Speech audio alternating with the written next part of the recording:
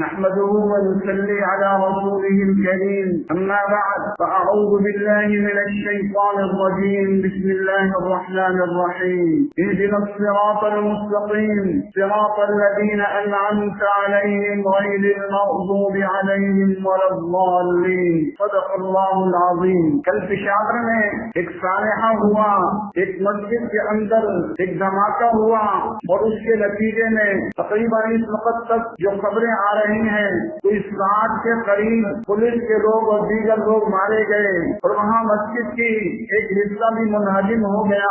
یہ المناک کربناک سانحات پاکستان میں ایک عرصے سے ہو رہے ہیں. ہمیں غور کرنا ہوگا کہ ایسے المناک کربناک سانحات کے اسباب کیا ہیں. جب تک اسباب پر غور کریں گے نہیں مسائل حل نہیں ہوں گے. جیسے مہنگائی کے بارے میں کہا جا رہا ہے کہ مہنگائی کی بڑی وجہ ہمارے سیاستدانوں کی لوٹ مار ہے، ہماری فوج کے افسران کی لوٹ مار ہے، اور اس کے علاوہ ہمارے جو عدلیہ کے لوگ ہیں ان کی لوٹ مار ہے، اور پولیس افسران کی لوٹ مار ہے. یہاں لوٹ مار کی وجہ سے مہنگائی بڑھتی جا رہی ہے.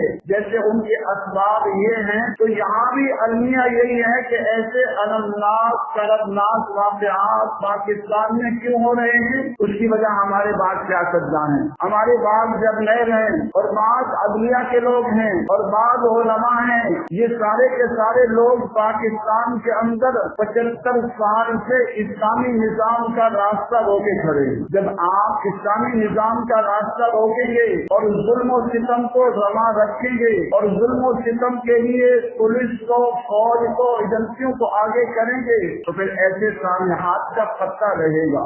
عمران خان صاحب نے کہا تھا کچھ دن پہلے کہ میرا دل چاہتا ہے کہ میں خود کش حملہ کر دوں. جب عمران خان خود کش حملے کی سوچ سکتا ہے تو پاکستان میں جو 75 سال سے ظلم ہو رہا ہے اور جس میں قرآن و سنت کے نظام کا راستہ روکا جا رہا ہے اور جس میں ہمارے جرنیل اور ہمارے افسران امریکہ سے ڈالر لے کر پیسے لے کر افغانستان میں ظلم و ستم کرتے ہیں اور افغانستان میں بمباریوں کی اجازت دیتے ہیں اور پاکستان میں ظلم و ستم کی اجازت دیتے ہیں تو پھر سبب بننے والے لوگ یہ ہیں. خالی مذمت سے مسئلہ نہیں حل ہو جائے گا. ہم اندھیرے کی مذمت کریں لیکن ہم اندھیرے کی مذمت کرتے ہیں، ہم فلاں بیماری کی مذمت کرتے ہیں، کینسر کی مذمت کرتے ہیں اور دیگر بیماریوں کی مذمت کرتے ہیں. یہ مسائل کا حل نہیں ہے. ہمیں مسائل کے حل کی طرف آنا ہوگا. ہمیں سوچنا یہ ہوگا کہ ہمارے حکمراں اسلامی نظام کا راستہ کیوں روکے کھڑے ہیں امریکہ کے کہنے پر، اور امریکہ سے ڈالر لینے کے لیے اور امریکہ سے پیسہ لینے کے لیے آج 75 سال بیت گئے. دن بدن پاکستان کو بے حیائی کی طرف، فحاشی کی طرف، عریانی کی طرف، بدکاری کے اڈوں کی طرف، زنا کے اڈوں کی طرف، شراب کی فیکٹریوں کی طرف اور میڈیا کو بے لگام کر کے فحاشی عریانی پیش کر رہے ہیں. جب یہ پیش کریں گے اور کوئی راستہ نہیں بچے گا تو پھر ایسے خطرناک حادثات کا امکان رہے گا. ان سے بچنے کا راستہ یہی ہے کہ جو مطالبات ہیں طالبان کے یا داعش کے بھی مطالبات ہیں، کیونکہ داعش تو اور سخت ہے. داعش نے عرب ریاستوں میں جنم لیا ہے. عرب ریاستوں نے اسلامی نظام کا راستہ روکا، دبئی نے روکا، قطر نے روکا، دوحہ نے روکا اور سعودی عرب نے روکا، تو اس سے وہاں جنم لیا. وہ تو بہت سخت ہیں اس معاملے میں. اور زیادہ امکان یہ بھی ہے کہ یہ واقعہ داعش کے کسی شخص نے کیا ہو. اس لیے وہ تو کہتے ہیں فقتلوہم حیث وجدتموہم، کہ تم دشمن کو جہاں پاؤ جس جگہ پاؤ قتل کر دو. اور وہ دلیل دینے کے کعبہ کے اندر ایک ظالم کعبہ کے پردے کو پکڑ کر کھڑا تھا فتح مکہ کے موقع پر. آپ نے فرمایا کہ اس کو وہیں قتل کر دو. تو وہ یہ دلیل دیتے ہیں. اس لیے ان مسائل کا حل سوچنا پڑے گا. خالی مذمت کرنے سے مسئلہ حل نہیں ہوگا. اس وقت بھی لکی مرکز کے اندر کوبرا ہیلی کاپٹر کام وہاں پر بمباری کر رہے ہیں، جیٹ طیارے بمباری کر رہے ہیں. جب پولیس اور فوج کے لوگ بمباریاں کرتے رہیں گے اور ہمارے بعض جرنیل اور سیاستداں اس چیز کو استعمال کرتے رہیں گے تو ایسے المناک واقعات کا خطرہ موجود رہے گا. ہم جو آگو ہیں، جو لوگ وہاں وفات پا گئے، اللہ ان کی مغفرت فرمائے اور ان کی کمی کوتاہیوں کو معاف فرمائے. لیکن مسئلے کا حل جب تک نہیں سوچیں گے مسئلہ حل نہیں ہوگا۔ یہ مسئلہ پیدا کیا ہے امریکی یہود و نصارہ نے، ان کے ایجنٹوں نے 75 سال سے یہ مسئلہ بگاڑا ہوا ہے۔ خواجہ آصف صاحب کہہ رہے تھے کہ مسجد میں یہ سب کچھ ہوا، نہیں ہونا چاہیے تھا، لیکن سامان یہ کہ آپ نے وانا وزیرستان کی مسجدوں کو شہید نہیں کیا، ملا فضل اللہ صاحب کی سماج کے اندر بہت بڑی مسجد کو شہید نہیں کیا، لال مسجد کو شہید نہیں کیا، مدرسے کو ابھی بھی آپریشن کیا کچھ دن پہلے۔ جب آپ ظلم و ستم جاری رکھیں گے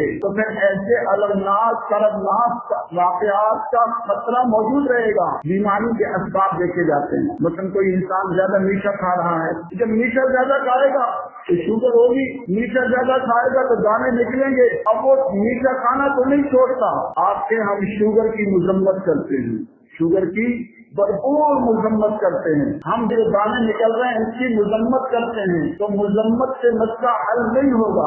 اسباب پر غور کرنا ہوگا، ان اسباب کا خاتمہ کرنا ہوگا۔ آپ نے سارے راستے بند کر دیے پاکستان کے اندر قرآن و سنت کے نکال کے، اور جمہوری راستے سے بھی اسلامی نظام نہ آ سکا، ایک بستی میں بھی نہ آ سکا، ایک تحصیل میں بھی نہ آ سکا۔ جب سارے راستے بند ہو گئے تو پھر ایسے واقعات کا خطرہ موجود رہے گا۔ اب بات یہ کہہ رہے ہیں افغانستان پر بمباری کی جائے، افغانستان پہ بمباری کی گئی تو حالات اور بگڑ جائیں گے۔ افغانستان کو 50 ملکوں کے ساتھ لڑ کر انہیں شکست دی، سوویت یونین کو شکست دی۔ آپ کے تو حالات ویسے ہی مالی بگڑ چکے ہیں، مالی حالات انتہائی خطرناک ہو چکے ہیں۔ اس لیے اس کا واحد حل یہ ہے کہ آپ افغانستان کے طالبان کو بھی بلائیں اور پاکستانی مجاہدین اور طالبان کو ملا کر مذاکرات کریں اور پاکستان میں قرآن و سنت کو نافذ کر دیں۔ انشاءاللہ ایسے مسائل بھی المناک واقعات بھی ختم ہو جائیں گے، اور اس کے ساتھ ساتھ جو پاکستان کا معاشی بحران ہے وہ بھی قرآن و سنت کا نظام نافذ کرنے سے مسئلہ حل ہو جائے گا۔ اب معاشی بحران کے لیے سارا بوجھ عوام پر ڈالا جا رہا ہے۔ چاہیے تو یہ تھا کہ حکمرانوں کے تعیشات ختم کیے جاتے، حکمرانوں کی بے جان سکیورٹی، بے حساب سکیورٹی پر اربوں روپے خرچ ہو رہے ہیں، حکمرانوں کے تعیشات پر اربوں روپے خرچ ہو رہے ہیں، ان کو ختم کیا جاتا، اور ہماری عدلیہ اور فوج کے لوگوں پر اربوں خربوں کے جو اخراجات اضافی ہو رہے ہیں ان کو ختم کیا جاتا، اس پر غور نہیں ہو رہا۔ غریب کا جینا آپ نے مشکل کر دیا ہے، تو پھر غریب کھڑے ہوں گے اور آپ کا راستہ بند کر دیں گے اور آپ کو ملک میں رہنے نہیں دیں گے۔ اس لیے میری گزارش اجتماع و التجا ہے کہ ایسے المناک کربناک واقعات کی اسباب پر غور کیا جائے، ان اسباب کو ختم کریں گے تو ایسے واقعات ختم ہو جائیں گے۔ اللہ تبارک و تعالیٰ سے دعا ہے کہ اللہ تعالیٰ ہمارے حکمرانوں کو، ہمارے جرنیلوں کو، ہمارے سیاستدانوں کو، ہمارے عدلیہ کے لوگوں کو ہدایت دے، صراط مستقیم کا راستہ دکھائے۔ وآخر دعوانا ان الحمد للہ رب العالمین۔